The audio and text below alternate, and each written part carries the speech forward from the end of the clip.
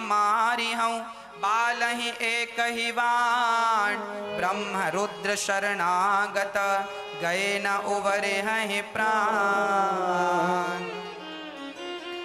क्या कहा सुग्रीव, राम जी ने, सुनो सुग्रीव, मैं अब बाली को एक ही बाण से मारूंगा, ये मेरी प्रतिज्ञा, तुम्हारे को बड़ा कष्ट दिया है।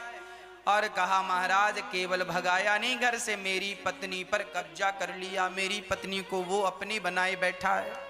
जैसे आपकी पत्नी को रावण ने चुराया, ऐसे मेरी पत्नी को भाई ने चुरा लिया। जैसा आपका हाल है वैसे मेरा हाल है, जस तोरो हाल तस मोरो हाल, है ना, वैसे ही हाल है मेरा और आपका। अब तो राम जी ने प्रतिज्ञा की, एक ही बाण से मैं आप बाली को मारूंगा। अब राम जी ने मित्र की परिभाषा दी। मित्र किसे कहते हैं?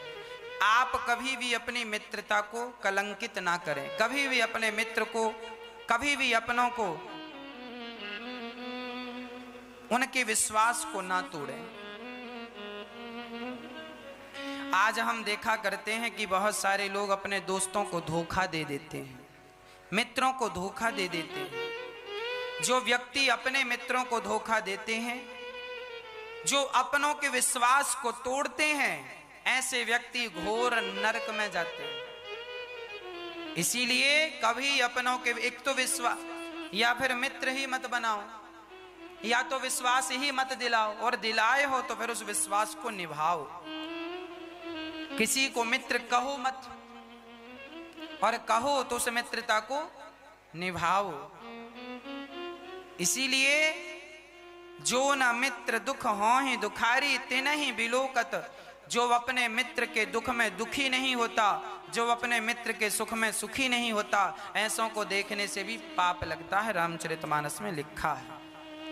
अब श्री राम जी ने सुग्रीव से कहा, जाओ तुम अपने भाई से युद्ध के लिए ललकारो, हम खड़े हैं। अब सुग्रीव गए और बाली को ललकारा। बाली आया और जो प्रहार किया, बाली ने सुग्रीव को मारना शुरू किया। अब राम जी ने देखा कि सुग्रीव और बाली दोनों एक ही जैसे हैं, जुड़वा।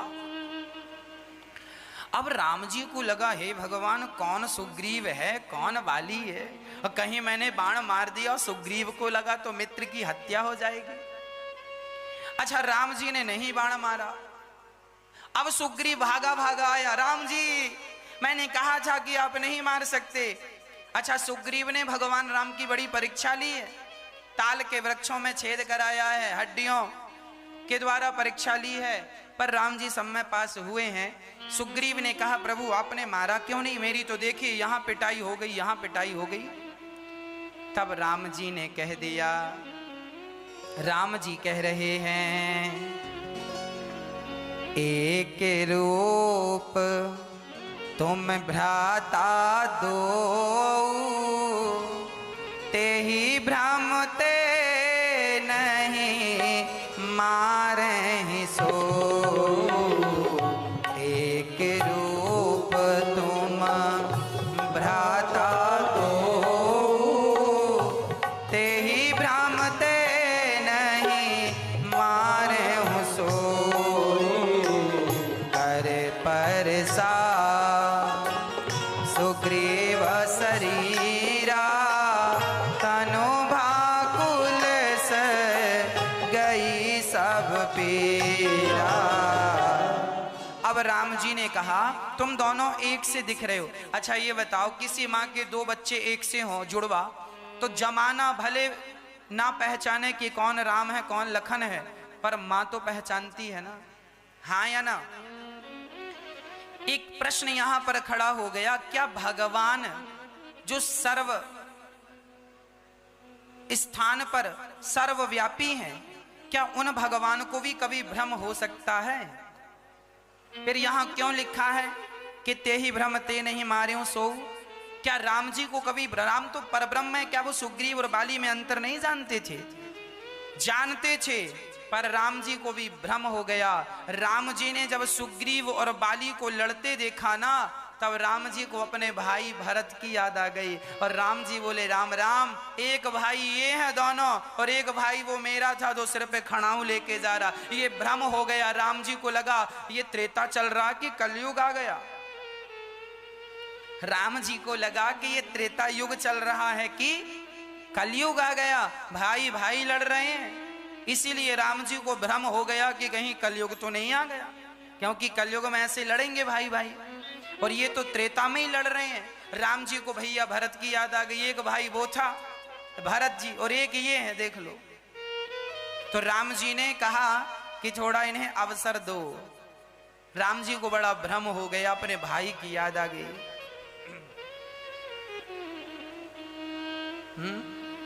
श्री राम जी अब बड़े प्रेम से, बड़े भाव से तुरंत हनुमान श्री सुग्रीव का स्पर्श किया। सुग्रीव जी की सारी पीड़ा दूर हुई और सुग्रीव फिर मैदान में गए। भगवान ने अपनी माला पहना दी कि ये माला तुम्हारे गले पे है तो मैं पहचान लूंगा। मैली कंठ सुमन के माला, पठवा पुनि बल दे विशाला। भगवान ने अपना बल देकर, अपनी शक्ति देकर माला पहनाकर सुग्रीव को भेजा। और जब सुग्रीव गए और अब की बार जब युद्ध हुआ तो बहु छल बल सुग्रीव कर ही हारा भयमानी। सुग्रीव, देखो यहां स्पष्ट लिखा है, जब तक सुग्रीव अपना बल लगाता रहा तब तक राम जी चुपचाप खड़े रहे। अच्छा, बड़ा बड़ा बलवान बन रहा है, लगा ले अपना बल। बहु छल बल सुग्रीव कर, सुग्रीव को लगा मैं अपनी ताकत से भैया को परास्त करूंगा, बाली को। ओ छल बल सब लगाया, पर जब काम नहीं चला तब लिखा ही हारा भयमानी। जब अपने आप को हारा हुआ मान लिया, सुग्रीव ने अपने आप को क्या माना? सूरदास जी एक पद लिख रहे हैं, सुनेरी मैंने निर्बल केवल राम। जब तक आप अपने बल से लड़ोगे तब तक भगवान का बल नहीं लगेगा। आप जब अपने आप को भगवान के हवाले कर देंगे, प्रभु अब मेरा कोई बल नहीं है, अब आप कृपा कीजिए। इसीलिए कहता हूं अपने आप को ना भगवान के चरणों में सरेंडर कर दिया करो। मैं आपका हूं, बस बात खत्म। अब आप जानो और आपका काम जाने। जब सुग्रीव जब तक अपना बल लगाता रहा तब तक राम जी ने बाण नहीं मारा। लगा ले बेटा अपना बल, और जब अपना बल हार गया, कोई बल नहीं काम आया, तब हार अंदर से मान लिया। तब राम जी ने मारा बाली राम, तब हृदय मांझ सरतानी। तब राम जी ने बाण खींचा, जो छोड़ा जाकर बाली के छाती पर लगा और बाली तुरंत परा बेकल मही सर के लागे। पुनि उठ बैठ देखी प्रभु आगे। अब तुरंत जमीन पर गिर पड़ा बाली, और जब थोड़ी देर के लिए ना बेहोश हो गया, और जब होश आया तो देखा क्या कि बाली के सामने भगवान श्री राम खड़े हैं। बाली राम को देखते हुए श्याम गात सिर जटा बनाए, अरुण नयन सर चाप चढ़ाए। श्याम सुंदर श्याम सा रूप था, सांवला रूप था, सिर पर जटा थी, धनुष और बाण लेकर राम जी खड़े हैं। बाली राम जी को मन से प्रणाम कर रहा है और हृदय प्रीति मुख बचन कठोरा, बोला चिताई राम की ओरा। बाली के अंदर ना राम के प्रति प्रेम है, हृदय में प्रेम है, पर वचन बड़े कठोर बोला। बाली जानते हो राम जी से क्या बोला? बाली बोला, अरे राम, धर्म हेतु अवतर्यों गोसाई, आपका जन्म तो इस धरती में धर्म की स्थापना करने को हुआ है। परित्राणाय साधूनां विनाशाय च दुष्कृतां, धर्म संस्थापनार्थाय संभवामि युगे युगे। धर्म हेतु अवतर्यों गोसाई, मारे हूँ मोहि व्याध की नाई। बाली ने कहा राम जी आप तो धर्म की स्थापना करने आए हैं, पर आपने मुझे छिप करके मार दिया। क्या बिगाड़ा था मैंने? मेरी दुश्मनी आपसे क्या थी? मैं बैरी सुग्रीव प्यारा, कारण कवन नाच मोहि मारा। मैं बैरी हो गया और ये सुग्रीव तुम्हें बड़ा प्यारा लगने लगा। बताओ मेरा अपराध, मैं भाई भाई की लड़ाई थी, तुम्हें बोलने की क्या जरूरत थी और तुमने मुझे क्यों मारा? सुग्रीव ने बड़े कठिन अंदाज में राम जी से प्रश्न किए कि मुझे क्यों मारा आपने? तब राम जी ने उत्तर दिया, अनुजे बधू भगनी सुत नारी, सुनो 60 कन्या समय चारी। इनहि कुदृष्टि बिलोकय जोई, ताहि बधे कछु पाप न होई। मूढ़ तोहि अतिशय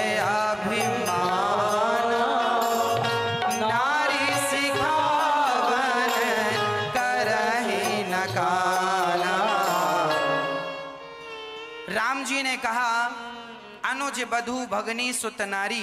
सुन हे मूर्ख, छोटे भाई की स्त्री, बहन, पुत्र की स्त्री, ये सब कन्या होती हैं और कन्या ये चारों कन्या के समान है। कन्या छोटे भाई की स्त्री, बहन, पुत्र की स्त्री और बहन, ये सब कन्या तो है ही, कन्या के समान है। तुमने अपने छोटे भाई की पत्नी को तुमने अपनी पत्नी बना लिया, क्या तुमने ये सही किया? और तुम जैसे लोगों के लिए ना, जो दूसरों की स्त्रियों पर गंदी निगाहें रखते हैं, अरे पर नारी पैनी छुरी तीन तरफ से खाए, धन हरे यौवन हरे और घोर नरक ले जाए। इस दुनिया में जो आदमी पर नारी से बच गया वो निश्चित भगवान के घर तक जरूर पहुंचेगा, द्वार तक जरूर पहुंचेगा। और यदि पर नारी में तुम उलझ गए तो तुम्हारे कई जन्म बिगड़ने वाले हैं, पर नारी के चक्कर में हैं। इसीलिए राम जी कह रहे हैं तुम जैसों को मार देने से कोई पाप नहीं है। देखिए भगवान का क्या कानून है।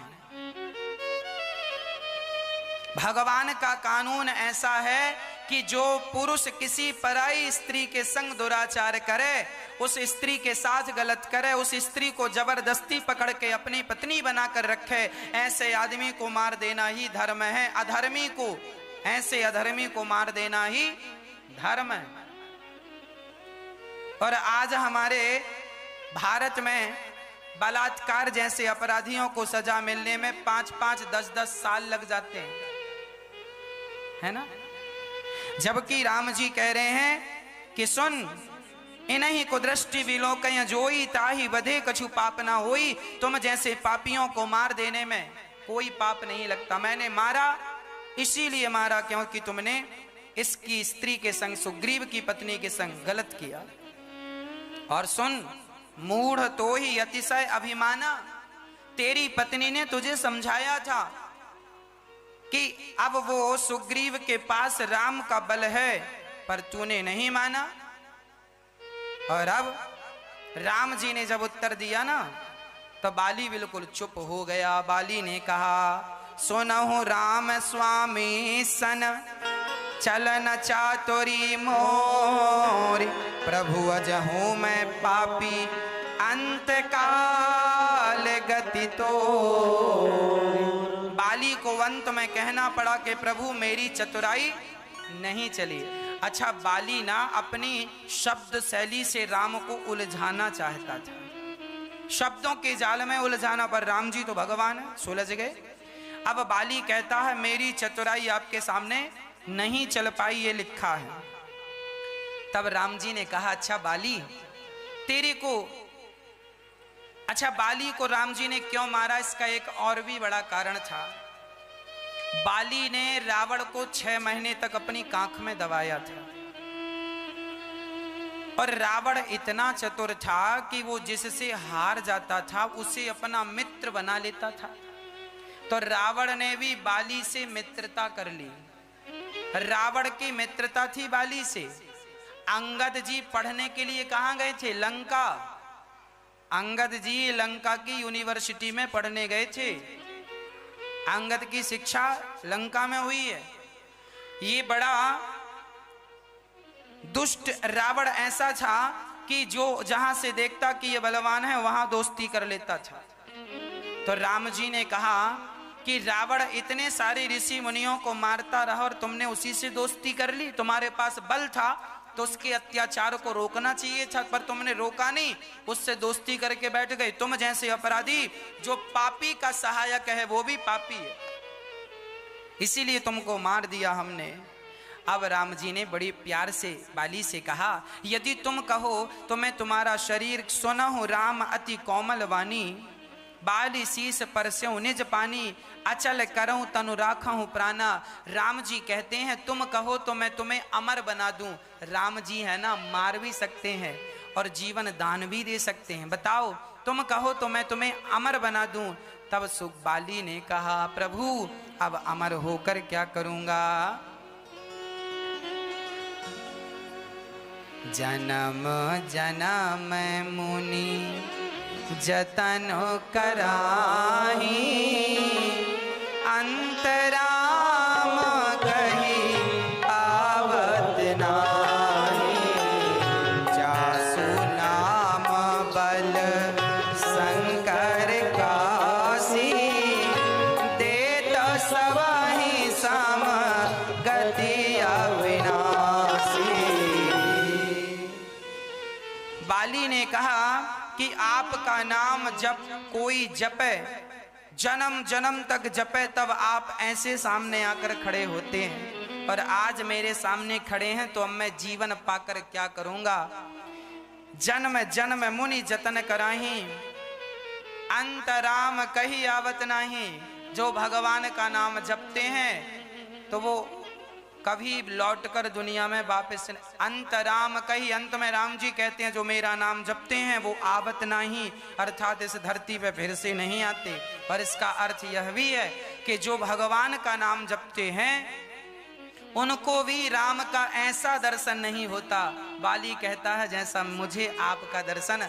अब बताओ, जिसके बल पर राम जी, जिसके बल पर शंकर जी, काशी में जब कोई आदमी काशी में मरता है ना तो शंकर जी उसके कान में राम मंत्र देते हैं। जिसके नाम के बल पर शंकर जी काशी में लोगों का उद्धार करते हैं, आज वो राम मेरे सामने खड़े हैं। अब जी कर क्या करूंगा? अब मुझे मरने दो, ऐसा बाली ने कहा। तो राम जी ने कहा, बाली तुम हमसे कुछ मांग लो। तो बाली ने भगवान से क्या मांगा? है आपन दास अंगद कीजिए। बाली ने एक वरदान मांगा, अब नाथ करी करुणा, बेलो कहूँ देहु जो बर मांगा हूँ। हे नाथ मुझे वही वर दो जो मैं मांगना चाहता हूँ। हाँ हाँ मांगो, तुम्हें क्या चाहिए? बोले, जे ही योनि जन्म हूँ। हे नाथ, मैं जिस योनि में जन्म लूं, मैं जिस योनि में जन्म लूं, मैं आपके चरणों का दास बनकर के जन्म लूं। हे नाथ, मैं आपको कभी भूलूं नहीं। मुझे नाली का कीड़ा भले बना दो, पर नाथ उसी नाली का कीड़ा बनाना जिस नाली में आपके स्नान का जल गुजरता हो। मुझे जिस योनि में भेजो मैं जाऊंगा, पर प्रभु एक पल के लिए आपकी जुदाई, आपका वियोग बर्दाश्त नहीं। हर जन्म में आपके चरणों में अनुराग बना रहे, प्रीति बनी रहे, यही मैं चाहता हूं। और एक और प्रार्थना। तुरंत अंगद को बुलाया बाली ने और अंगद का हाथ उठा करके राम जी के हाथ में रख दिया और कह दिया कि प्रभु आज से इसके माई बाप आप ही हो, आप ही इसे संभालना। एक पिता का कर्तव्य होता है कि वो अपने पुत्र को भगवान के हाथ में सौंप के जाए। भगवान के हाथ में जब आप सौंप देंगे तब कल्याण निश्चित है। हर पिता को चाहिए कि वो अपने पुत्र को भगवान का भक्त ही बनाए, भगवान के बिना गति नहीं है भक्तों। आप अपने बच्चों को भगवान से जोड़ा करो, भगवान का भक्त बनाया करो। वही बच्चा, वही जीव सार्थक है जो भगवान से जुड़ा हुआ है ना। प्रिय भक्तों, अब बड़े प्रेम से जब बाली के प्राण छूटे, राम चरण दृढ़ प्रीति करी, बालक कीन तनु त्याग, सुमन माल जिमि कंठ ते, गिरत न जानैना। बाली परम धाम को गया, बाली को परम गति मिली, अपना धाम प्रदान किया। और तभी तारा आई और अपने पति के मरने में रोई, और जब रोई तो राम जी ने उन्हें ऐसा ज्ञान दिया और माया से सब कुछ हर ली, माया हर ली। छित जन पावक छित जल पावक, गगन समीरा, पंच रचित अति अधम शरीरा। क्या बढ़िया उपदेश दिया है राम जी ने। अरे तारा, ये बताओ कि तुम रो क्यों रही हो। तारा ने कहा महाराज मेरे पति मर गए, मैं रो रही हूं। राम जी ने कहा पति मर गए, पति तो तेरे सामने पड़ा है मरा हुआ, कहां गया? ये तो रहा तेरा पति। अरे जब आदमी मरता है तो उसका शरीर तो हमारे सामने ही पड़ा रहता है। मरा कौन? कोई नहीं मरा। आत्मा परमात्मा से आई, परमात्मा में मिल गई। इसमें मरने की बात क्या है? छित जल पावक गगन समीरा, पंच रचित जीव नित्य, के ही लगी तुम रोवा। जीव तो नित्य है और तुम लगी हो रोने। ऐसा उपदेश दिया राम जी ने कि तारा समझ गई और बड़ी प्रसन्न हो गई तारा। सुग्रीव को भगवान ने राजा बनाया, अंगद को युवराज बनाया, और वहां राजा बनकर सुग्रीव अपने सुख में ऐसा खो गया कि बारिश आई, राम जी और लक्ष्मण जी एक गुफा में रह गए अकेले। सुग्रीव राजा बन के मस्ती से आनंद भोग इत्यादि में उलझ गया, और राम जी लक्ष्मण जी को उपदेश कर रहे हैं कि बरसा विगत शरद ऋतु आई, भूले कांस सकल महि छाई, जनु बरसा कृत प्रगट बुढ़ाई, जनु बरसा कृत प्रगट बुढ़ाई। उदित अगस्त पंथ जल सोसा, चिमिलो भई सो सही संतोषा, सरिता सर निर्मल जल सोहा, संत हृदय जस गत मद मोहा। देखो लक्ष्मण, वर्षा विगत शरद ऋतु आई, वर्षा बीती जा रही है और शरद ऋतु आ गई। इस शरद ऋतु में क्या खास है सुनो। फूले कांस सकल मही छाई, जनु वर्षा कृत प्रगट बुढ़ाई। कांस फूल गए मतलब बरसात बूढ़ी हो गई, है ना। यहां पर सुखी मीन जो नीर अगाधा, जिमि हरि शरण ना एकौ बाधा। अच्छा ये बताओ, मछली ज्यादा पानी में सुखी रहती है कि कम पानी में? ज्यादा। पानी ज्यादा होगा तो मछली ज्यादा सुखी होगी, पानी कम होगा तो मछली कम सुखी होगी। उसी प्रकार जैसे गहराई में, पानी की गहराई में मछली सुखी होती है अगाध पानी में, उसी प्रकार जब भक्त का भगवान के चरणों में अगाध प्रेम हो जाता है तो वह भक्त भी सुखी हो जाता है। अगाध प्रेम जब होए तो वह सुखी हो जाए, और अगाध प्रेम ना होए तो वह दुखी ही रह जाता है। इसीलिए आपसे मेरी प्रार्थना है, भगवान के चरणों में अगाध प्रेम कीजिए। और भगवान की भक्ति क्या है? भगवान की भक्ति है कि सब प्रकार से जीव मेरी शरणागति ग्रहण कर ले। भगवान की भक्ति क्या है? लक्ष्मण जी राम जी की क्या कर रहे हैं? सेवा। हनुमान जी राम जी की क्या कर रहे हैं? सेवा। इसका अर्थ क्या हुआ? हनुमान जी को सबसे बड़ा भक्त कहा गया है राम जी का। बताओ हनुमान जी ने क्या किया है अपने जीवन में? केवल सेवा की है। राम जी पर संकट आया तो हनुमान जी लंका गए, सीता माँ का कैसे पता लगाए। और जब सीता माँ वहां अशोक वाटिका में रो रही, तब हनुमान जी ने माता सीता का दुख कम किया कि नहीं? अंगूठी गिराई, लंका जलाई, सीता माँ को तसल्ली हुई कि लगता है अब ऐसे हनुमान जी जैसे लोग हैं तो जरूर राम जी से रावण पर विजय पाएंगे।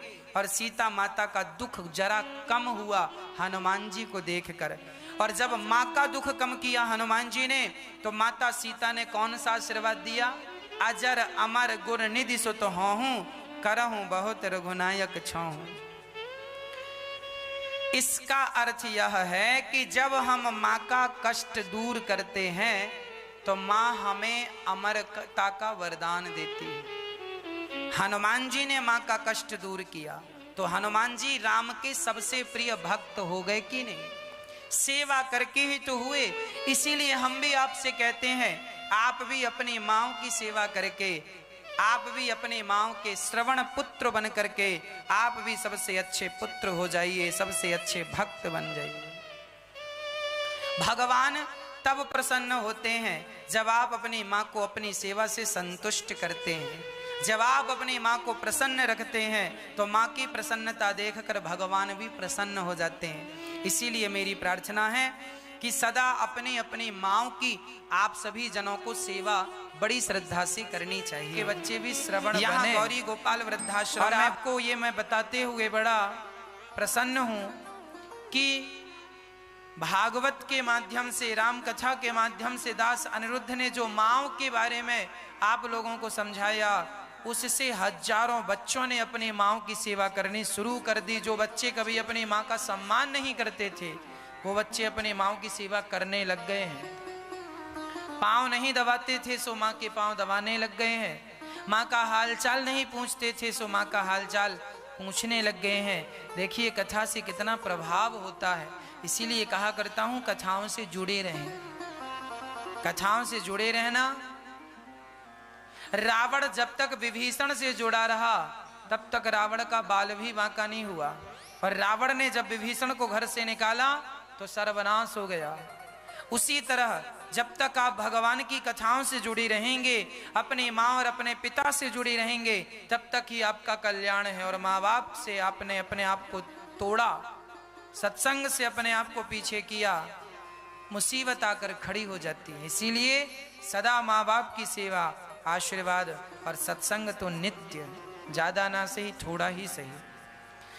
कांताबेन तुलसीदास जी मोरबी गुजरात से आप माँ की सेवा में, गौ सेवा में, 1 गज भूमि में सारी सेवाओं को मिलाकर 50,200 रुपये का आप योगदान भेज रहे हैं। आप यहाँ आए हैं केवल सहयोग देने के लिए, गुजरात से यहाँ चलकर आए हैं। धन्य है आपका भाव। एक एक पग रखने में आपको जाने कितना पुण्य मिलता होगा जब आप इन सेवाओं से जोड़ने के लिए अपने आप को यहाँ तक पहुँचाते हैं। साथ में भगवती प्रसाद तिवारी पश्चिम बिहार दिल्ली से आप भी इन माँओं की सेवा और अन्न क्षेत्र की सेवा से 51,000 रुपये के सहयोग से जुड़ रहे हैं। आप सभी का बहुत बहुत धन्यवाद। भगवान की कृपा आप पर बनी रहे।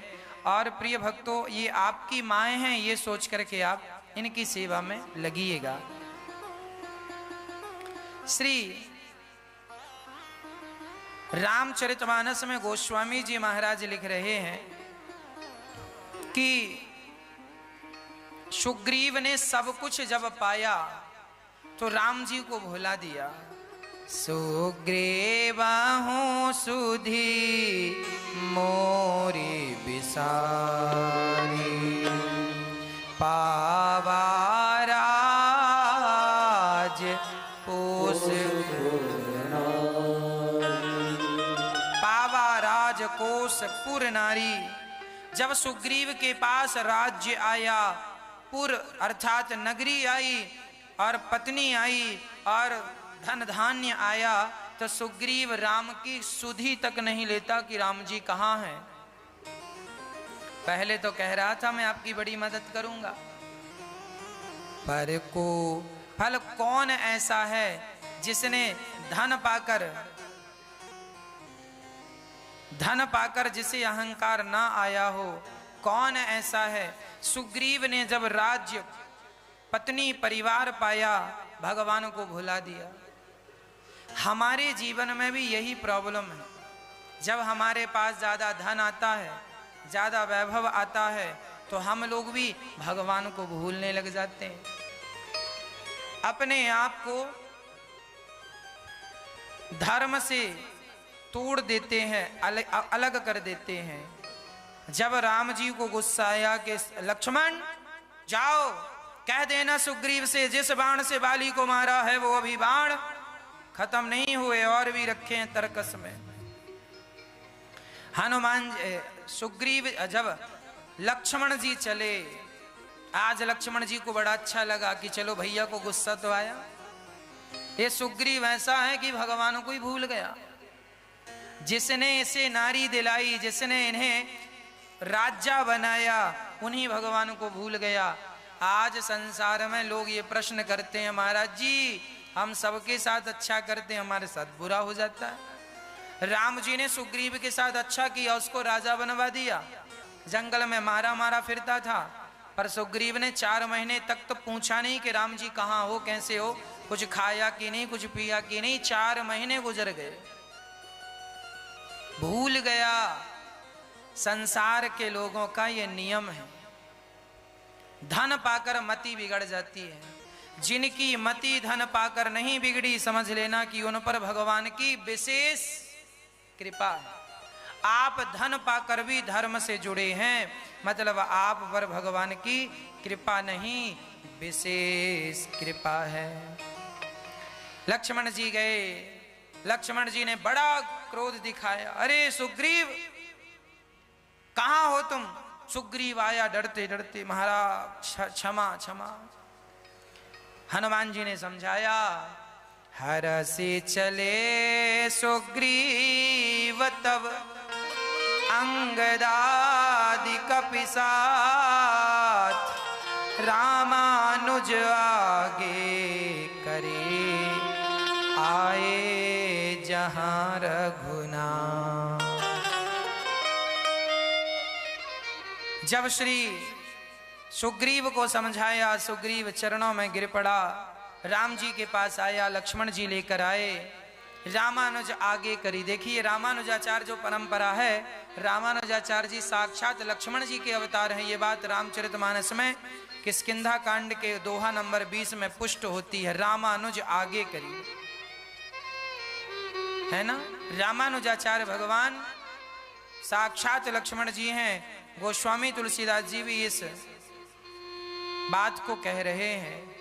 सुग्रीव राम जी के चरणों में गिरा, अतिशय प्रबल देव तब माया, छूटे राम करहि जो दाया।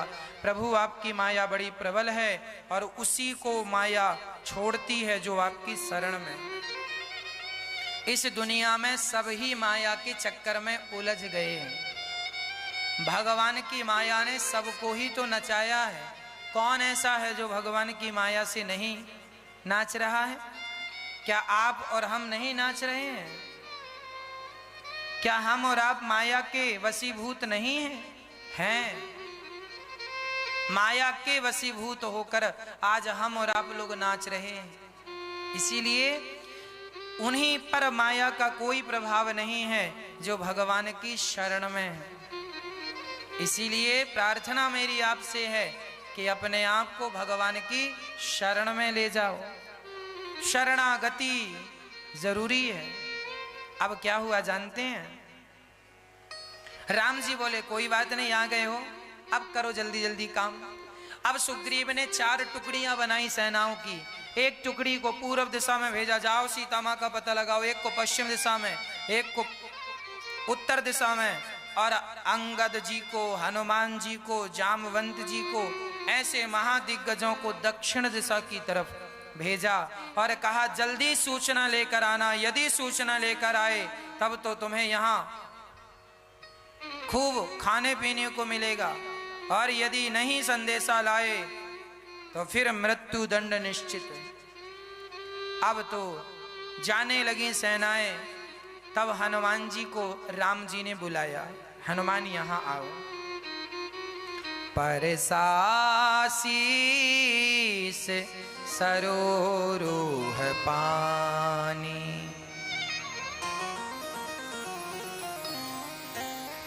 कर मुद्रिका दीन यस जानी। हनुमान जी को बुलाया राम जी ने, और राम जी ने कहा, हनुमान मुझे पूर्ण विश्वास है कि जिस काम को तुम जा रहे हो तुम जरूर वो काम पूरा करके आओगे, इसीलिए लो ये अंगूठी लेकर जाओ, और सीता तुम्हें तभी पहचानेंगी जब तुम ये अंगूठी उन्हें दिखाओगे। राम जी ने अंगूठी ली, हनुमान जी ने अंगूठी ली और हनुमान जी चले दक्षिण दिशा की ओर। सीता की खोज में हनुमान जी जा रहे हैं। सारे बंदर भालू आगे आगे भाग रहे हैं, सबको लग रहा है हमें मिल जाए सीता माँ तो हमारा भी नाम अमर हो जाए। तब सबको बड़ी प्यास लगी, सबकी सब एक गुफा में प्रवेश कर गए।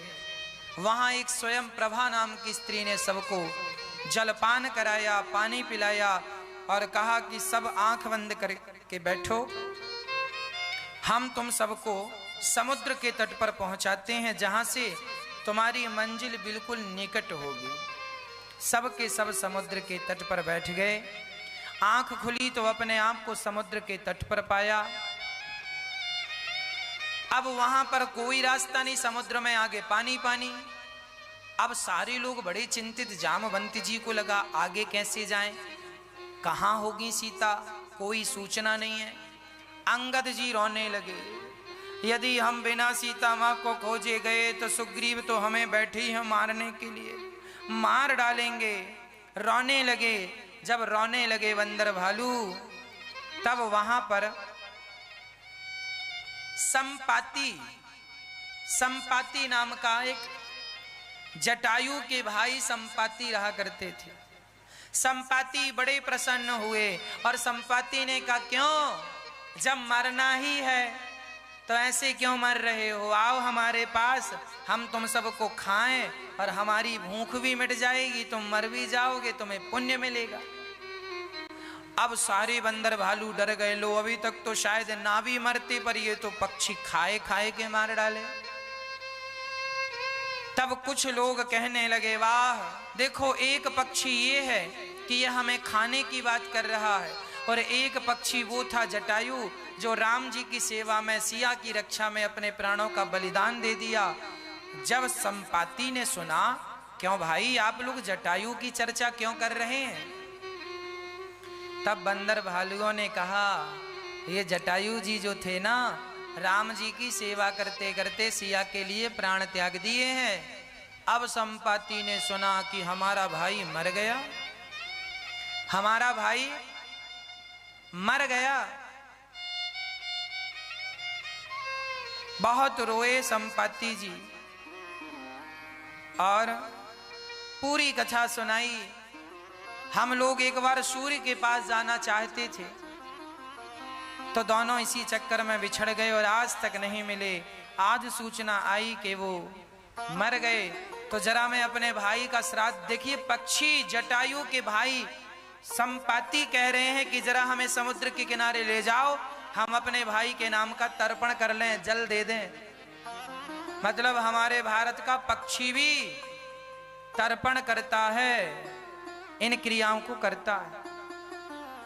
तर्पण किया, इत्यादि क्रियाएं की, और बंदर भालुओं ने पूछा कि बताओ, हम सीता मां की खोज करने आए हैं। तब संपाति ने कहा कि यहां से उस पार लंका है, मैं देखा हूं तुम नाय गीधई दृष्टि अपार, बूढ़ भयऊ न तकरत्यूं कछुक सहाय तुम्हार। मैं बूढ़ा हो गया हूं, नहीं तो आप लोगों की मदद जरूर करता। यहां से सीधा लंका दिख रही है मुझे, वहां पर अशोक वाटिका में सिया जी सोच में बैठी हैं। कोई लंका समुद्र पार करके जाए तो सिया जी का दर्शन पाए, अब जाए सो दर्शन पाए, जाए ही ना तो दर्शन पाए ही ना। ये कहकर संपाति वहां से विदा हुए।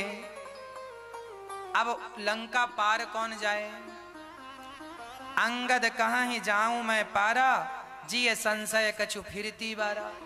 अंगद जी कहते हैं मैं उस पार जाऊंगा तो जाने की संभावना तो है, पर वापसी की संभावना नहीं है। अच्छा, अंगद जो है ना, ये लंका में ही पढ़ते थे। तो ये कह रहे हैं कि मैं जा तो सकता हूं पर वापसी नहीं। क्यों? जब जा सकते हो तो वापसी क्यों नहीं? बोले जब मैं पढ़ने लंका गया, लंका की यूनिवर्सिटी में, तो मैं रावण के लड़के से मेरी बड़ी लड़ाई होती थी। अक्षय कुमार नाम का लड़का बेटा था रावण का। तो अंगद और अक्षय कुमार को बहुत मारता था। तो एक दिन गुरुजी ने देखा कि अंगद जी अक्षय कुमार को मार रहे हैं। तो अक्षय कुमार ने आकर गुरुजी से शिकायत कर दी, गुरुजी ये अंगद हमें रोज मारता है। तब गुरुजी ने श्राप दे दिया, ऐ अंगद तू अक्षय कुमार को रोज मारता है, यदि अक्षय कुमार ने तुझे एक थप्पड़ मार दिया तो तू मर जाएगा। ये श्राप था अंगद जी को। इसीलिए अंगद जी कह रहे हैं मैं लंका जा तो सकता हूं, जाने की संभावना तो है, पर मैं आ नहीं सकता, क्योंकि वहां पर अक्षय कुमार एक ही थप्पड़ मारेगा तो मैं निपट जाऊंगा। इसीलिए जा सकता हूं, आने की संभावना। इसीलिए कहता अंगद कहीं जाऊं मैं पारा, जिए संशय कछु फिरती वारा। आने में संदेह है। अब सब लोग अपना अपना काम कर रहे हैं, कौन जाए कौन जाए कौन जाए, कोई निर्णय नहीं। तब हनुमान जी वहां पर नहीं थे, दूर खड़े थे। तब जामवंत जी ने कहा, कहाँ रीछपति सुनु हनुमाना, का चुप साधे रहो बलवाना। अब हनुमान जी को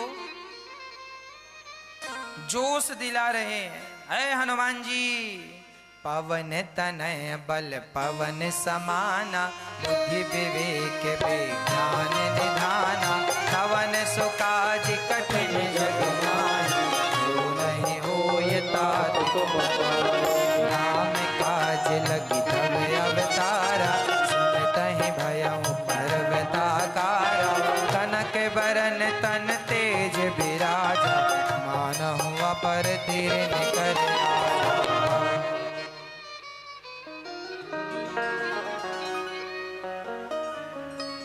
हनुमान जी से कह रहे हैं पवन तनय बल पवन समाना। हे हनुमान जी आप बुद्धि की खान है। क्या क्या कह रहे हैं जानते हो?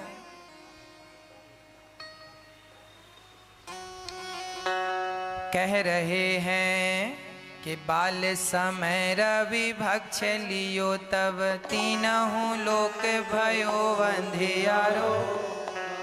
हनुमान जी कौन है जानते हैं? बाल समय रवि भक्ष लियो, तब तीनहु लोक भयो अंधियारो, काहि सूत्र से भयो जग कोया, संगत काहू सो जाते न टारो। देवन आने करी विनती, तब छाड़ दियो रवि कष्ट निवारो, कौन ही जानत है जग में कपि, संकट मोचन नाम तिहारो, कौन ही जानत है जग में कपि, संकट मोचन नाम तिहारो। बाल समय रवि भक्ष लियो, तब तीनहु लोक भयो अंधियारो, ताहि सूत्र से भयो जग कोया, संकट काहू सो जाते न टारो। देवन आने करी विनती, तब छाड़ दियो रवि कष्ट निवारो, को नहीं जानत है जग में कपि, संकट मोचन नाम तिहारो। हे हनुमान जी कौन नहीं जानता आपको? आपने सूर्य भगवान को निगल लिया। कौन नहीं जानता आपके बल को? का चुप साधि रहु बलवाना, कवन सो काज कठिन जगम। ऐसा कौन सा काज है जो हनुमान जी ना कर सके? अभी तक हनुमान जी बिल्कुल चुप रहे। अच्छा हनुमान जी को क्या है, अपनी तारीफ सुनने की आदत नहीं है ना। हनुमान जी की तारीफ जामवंत जी किए जा रहे हैं, आप ऐसे हो आप वैसे हो। हनुमान जी चुप खड़े हैं। तभी जामवंत जी समझे ये ऐसे नहीं जागेंगे। तब कह दिया राम काज लगी तब अवतारा, आपका अवतार राम जी के काम के लिए हुआ। और जैसे ही सुना कि राम जी के लिए मैं आया हूं, सुनता हूं भयऊ पर्वताकार, उसी समय हनुमान जी पर्वत की तरह हो गए, विशाल हो गए। और हनुमान जी कह रहे हैं जामवंत जी से, बताइए अब मैं क्या करूं? जाओ सिया का पता लगाओ, लंका जाओ और माता सीता का पता लगाओ। अच्छा देखिए, यहां एक बात बहुत समझने की है। यहां से सुंदरकांड प्रारंभ होने वाला है। सुंदरकांड भागवत राम कथा में देखिए, बालकांड, अयोध्या कांड, आरण्य कांड, किष्किंधा कांड, सुंदरकांड, लंका कांड, उत्तरकांड, सारे कांड ऐसे हैं। इसे उत्तरकांड नाम क्यों, सुंदरकांड नाम क्यों दिया? जबकि इस कांड में ही लंका दहन होती है, लंका जलती है सुंदरकांड में, तो इसका नाम होना चाहिए थे लंका दहन कांड, पर गोस्वामी जी लिख रहे हैं सुंदरकांड। सुंदरकांड क्यों लिख रहे हैं? इसीलिए लिख रहे हैं कि यहां एक जामवंत बूढ़े हैं और एक हनुमान जवान है। बूढ़े आदमी की बात जवान सुन रहे हैं और सुनकर उनकी बात पर अमल कर रहे हैं। जहां बड़ों की बातें आजकल की युवा पीढ़ी सुनने लग जाए, बुजुर्गों की बातें जब बच्चे सुनने लग जाएं और सुनकर के उन बातों पर अमल करने लग जाएं, तो उनका जीवन सुंदर ही सुंदर हो जाता है और उनके जीवन में सदा सुंदर कांड होता है। सुंदर कांड कब होगा? जब बूढ़ों की बातें बच्चे सुनेंगे और सुनेंगे नहीं, उसे मानेंगे। हनुमान जी जवान थे, बालक थे और जामवंत जी बूढ़े थे। तो बूढ़ों की बात सदा जवानों को माननी चाहिए, अर्थात माता पिता की बात हमेशा बच्चों को माननी चाहिए। आज के जमाने में बात ही तो नहीं मानते बच्चे। माँ कहती है बेटा तुम गलत लोगों की, तुम्हारे दोस्त गलत हैं, शराब पीते हैं, तुम उनकी संगत में, अरे माँ तुम्हारी पुराने जमाने की बुद्धि है, सोच पुरानी है। पापा कहते हैं कि बेटा वो आदमी गांजा पीता, तुम उसके साथ बैठते हो, अच्छा नहीं है। अरे पापा आपकी सोच पुराने जमाने की है, हम तो नए जमाने के बच्चे हैं। तुम्हारे पिताजी क्या गलत कह रहे हैं कि बेटा गंजेड़ियों की संगत ना करना? तुम अपने बाप की बात नहीं मान रहे हो और वो गंजेड़ी के संग बैठे रहते हो 4-4 घंटे। इसमें तुम्हारा सत्यानाश हो जाएगा। इसीलिए सुंदरकांड लाना चाहते हो जीवन में, तो सदा अपने से बड़ों की बात मानना सीखो, बड़ों की आज्ञा का पालन करना सीखो। जो बालक, जो लोग सदा अपने माँ बाप की, अपने से बड़ों की आज्ञा का पालन करते हैं, उनके जीवन में सुंदरकांड ही सुंदरकांड होता है। और यदि अपने से बड़ों की बात नहीं मानते, रावण ने अपने से बड़ों की बात नहीं मानी, तो लंका कांड हुआ कि नहीं? आगे लंका कांड आएगा। रावण तो हनुमान जी गए समझाने, हे रावण समझ ले, राम जी को सीता जी वापस कर दे, पर रावण सुनने को तैयार नहीं। जबकि हनुमान जी कौन है? रावण के गुरु हैं। रावण के गुरु शंकर जी और हनुमान जी शंकर जी के अवतार हैं। रावण को हनुमान जी नहीं समझा रहे हैं, बल्कि शंकर जी है, हनुमान जी हैं, गुरु जी समझा रहे हैं। रावण के पिता ने समझाया, रावण की माँ ने समझाया, रावण के भाई ने समझाया, रावण की पत्नी ने समझाया, पर वो मानता ही नहीं। और नहीं मानते हो तो लंका कांड होगा, और मानते हो तो सुंदर कांड होगा। अब आप देख लो कि आपको सुंदर कांड कराना है कि लंका कांड कराना है, अपने जीवन में कौन सा कांड कराना है आप देख लो। सुंदर, इसीलिए घर घर सुंदर कांड होता है, लंका कांड नहीं होता। क्योंकि लंका कांड में एक भी बात नहीं माना रावण ने किसी की। अंगद जी गए नहीं माना, राम जी बोले मान जा, नहीं माना, किसी की मानते ही नहीं है रावण। एक नगर में लगी आग, सारे लोग गए भाग।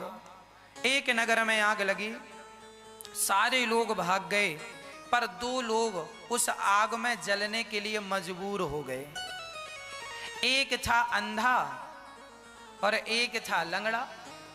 अब लंगड़े से भागना ना आए तो आग उसी की तरफ आ रही है। सारे नगर में आग लगी, सारे लोग भाग गए, पर 2 लोग बच गए आग में जिंदा जल के मरने के लिए। एक था अंधा, अंधा था तो रास्ता ही ना नजर आए, आग की तरफ भाग रहा है। और दूसरा था लंगड़ा। तभी दोनों आपस में मिले और दोनों ने कहा भैया लगता है अब हम दोनों ही मर जाएंगे, पर दोनों बच सकते हैं यदि हम दोनों एक दूसरे का सहयोग कर दें तो। एक है अंधा और एक है लंगड़ा। तो जो आदमी अंधा था उसने लंगड़े को अपने कंधे पर बिठाया। अंधे आदमी के पास पांव थे पर लंगड़े के पास पांव नहीं थे। तो लंगड़े को अपने कंधे पर बिठाया तो पांव थे अंधे के और आंख थी